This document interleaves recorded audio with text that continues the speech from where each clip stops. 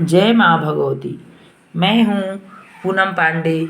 हमारे YouTube channel हमारे भोले शंकर में आप सभी का स्वागत है। मैं आज 13वां अध्याय पढ़ने जा रही हूँ, जिसमें सूरत और वैश्य को देवी का वरदान ध्यान नामक अध्याय में पढ़ने जा रही हूँ। आज माता रानी का ध्यान और चिंतन के बारे में बताया गया है। बोल साचे दरबार की जय। मैं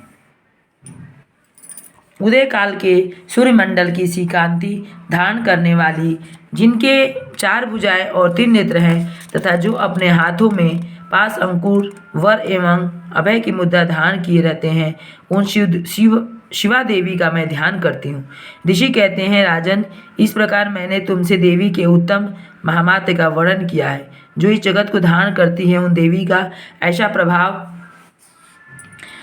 प्रभाव है। वे ही विद्या उत्पन्न करती हैं। भगवान विष्णु की माया स्वरूप उन भगवती के द्वारा ही तुम ये वैश्य तथा अन्याय विवेकी जन मोहित होते हैं, मोहित हुए हैं तथा आगे भी मोहित होंगे। महाराज, तुम उन्हीं परमेश्वरी की शरण में जाओ। आराधना करने पर वे ही मनुष्यों को भोग, स्वर्ग तथा मोक्ष प्रदान करती हैं।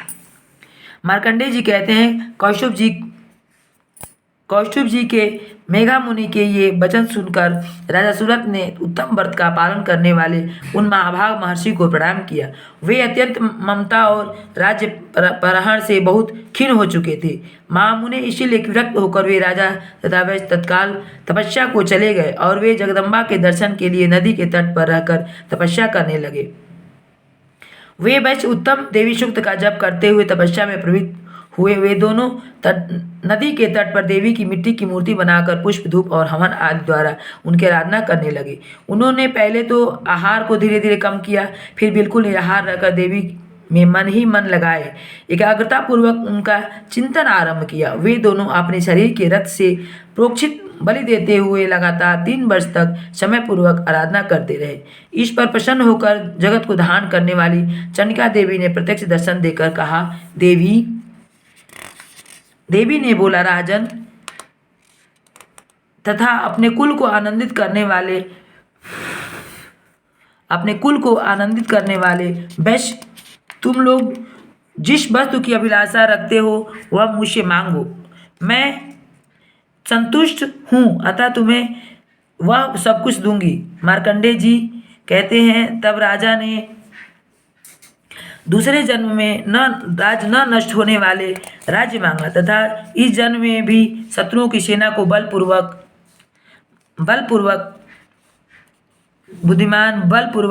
अतः संसार की ओर से खिन्न विरक्त हो चुका था और वे बड़े बुद्धिमान थे। अतः उसने समय उन्होंने तो ममता और अहंतापुर आसक्ति का नाश करने वाला ज्ञान मांगा। देवी बोली, राजन, तुम थोड़े ही दिनों में शत्रुओं को मारकर अपना राज्य प्राप्त कर लोगे। अब वहाँ तुम्हारा राज्य स्थिर होगा। फिर मृत्यु के पश्चात तुम भगवान विवस्वान के अंश में जन्म लेकर इस पृथ्वी पर सर्वाणी मनु के नाम से विख्यात होगे।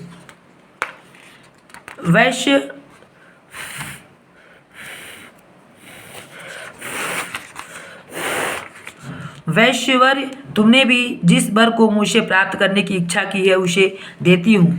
तुम्हें मोक्ष के लिए ज्ञान प्राप्त होगा। मार्कंडेय जी कहते हैं, इस प्रकार उन दोनों को मनोवांछित वरदान देकर तथा उनके द्वारा भक्ति पूर्वक अपनी स्तुति सुनकर देवी अंबिका तत्काल अंतर्ध्यान हो गई। इस तरह देवी के वरदान पाकर क्षत्रियों में श्रेष्ठ सूरत नाम से जन्म ले श्रावणी मनु नाम से विख्यात होंगे।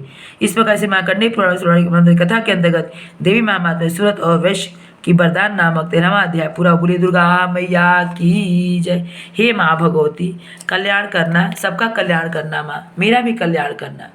जो इसको देखे सुने पढ़े सबका कल्याण करना माँ। जय माँ भगवती, जय माँ दुर्गे। बोल साचे दरबार की जय। ओम आवाहनं न जानामि तवार्चनं पूजं चैव न जानामि क्षमस्वमेव परमेश्वरी। मंत्रहीनं क्रियाहीनं भक्तिहीनं सुरेश्वरी। यत्पूजितं मया देवी परिपूर्णं तदस्तु मे, परिपूर्णं तदस्तु मे, परिपूर्णं तदस्तु मे। बोल साचे दरबार की जय।